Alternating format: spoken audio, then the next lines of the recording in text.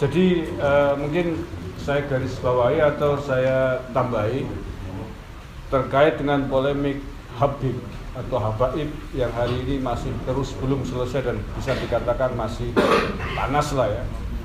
Itu bisa diklasifikasikan atau dibagi menjadi dua persoalan atau dua isu besar. Yang pertama adalah persoalan nasab. Persoalan nasab yang berangkat dari riset ilmiahnya Kiai Maduddin Banten yang tadi sudah disampaikan oleh Gus Fuad, dan saya kira panjenengan juga sebagian sudah mengikuti bahwa atas temuan riset dari kitab-kitab nasab pada abad ke-4 dan 5 Hijriah, abad 5 Hijriah ya, jadi kalau Masehnya tambah 600 tahun lah, jadi sekitar tahun 1000-an Masehi. Itu ternyata memang silsilah habaib belum terkonfirmasi secara ilmiah atau belum bisa dibuktikan. Itu risetnya Kiai Maduddin Banten dan sampai hari ini belum bisa dibantah oleh para habaib. Itu isu pertama dan ini membuat suara di kalangan Nahdien khususnya terbelah.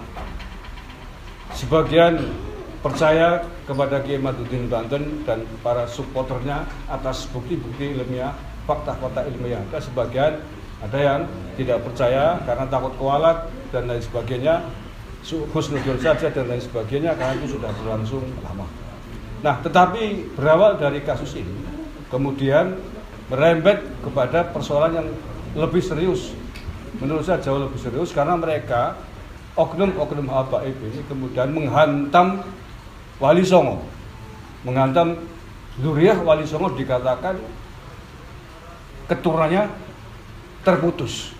Ini yang kemudian menjadi persoalan bersama yang menyatukan seluruh warga NU di Indonesia. Jadi Gus Fuad yang notabene adalah zuriyahnya Sunan Ampel diklaim atau dikatakan terputus. Menurut mereka zuriyah Wali Songo sudah tidak ada. Nah, ini menghantam seluruh keluarga besar zuriyah Wali Songo yang terhimpun dalam organisasi Naat, Nakobah Ansab Aulia Utisngah.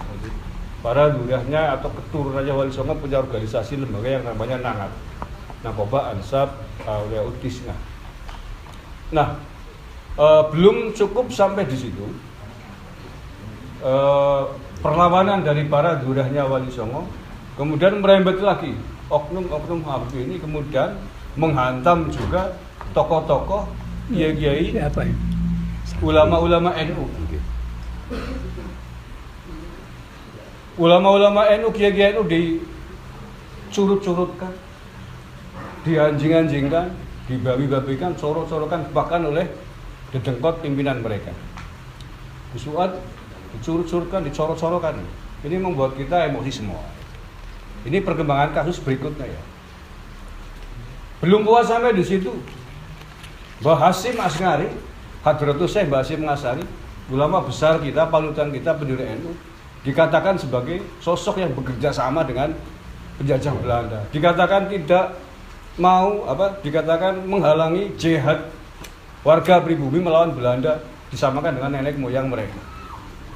Ini juga memantik kemarahan, ketersinggungan kita semuanya. Sampai Gus Fuad bikin vlog, saya menangis pada saat ada Habib yang mengatakan bahwa dulu juga Mbah Hasyim Asngari membuat langkah melarang warga negara Indonesia pribumi untuk tidak melawan Belanda. Padahal tidak ada faktanya.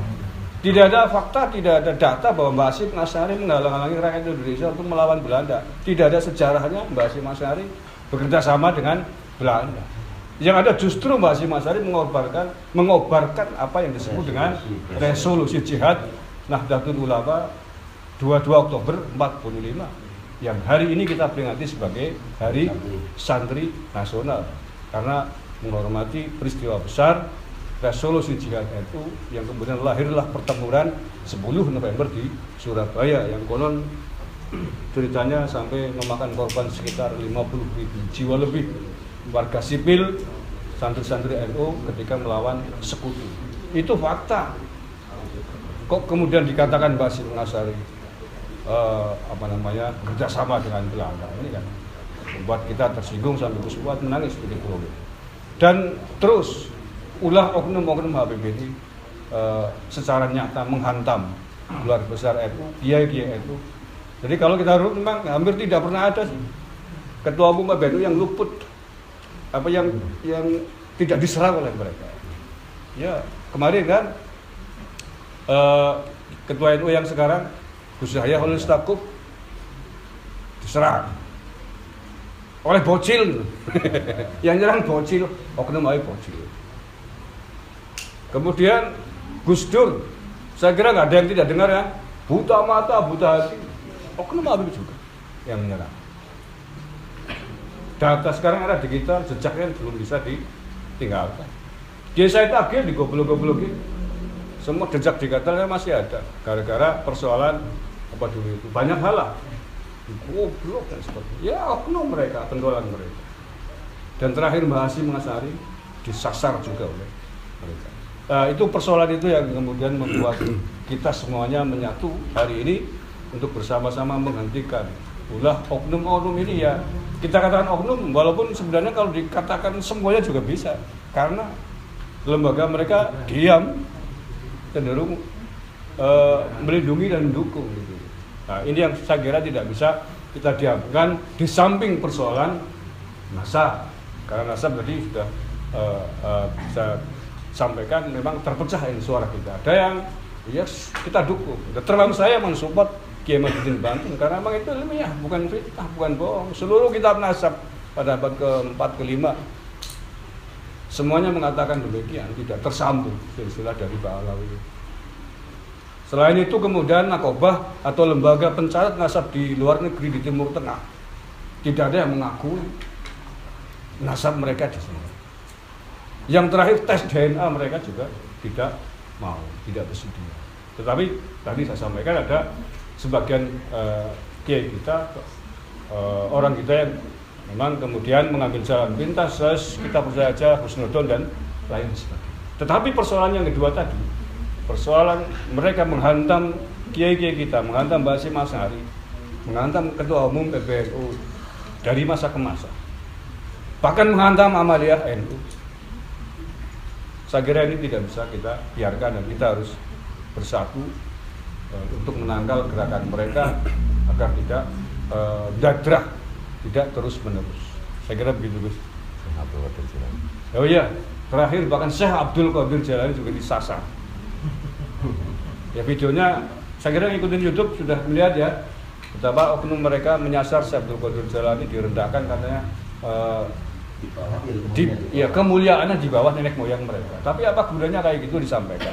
Toh juga, lah kalau kayak gitu husnudon suudon boleh karena itu persoalan keyakinan kan, persoalan percaya atau tidak. Tetapi apa maksudnya, apa tujuannya itu disampaikan, gulu-gulukan nasab. Gitu.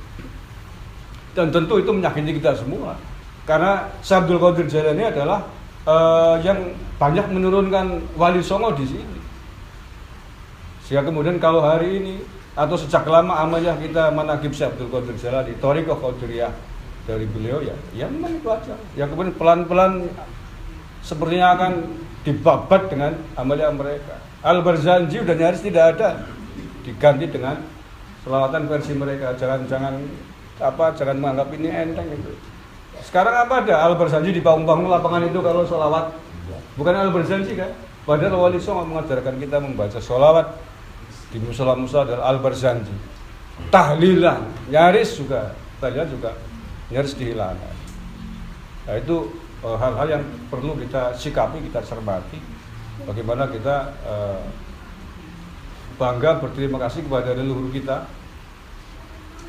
baik secara nasab maupun secara amaliyah, secara acara. Karena itulah yang telah menyatukan kita sampai hari ini. Saya kira itu tambahan dari saya biar lebih hidup.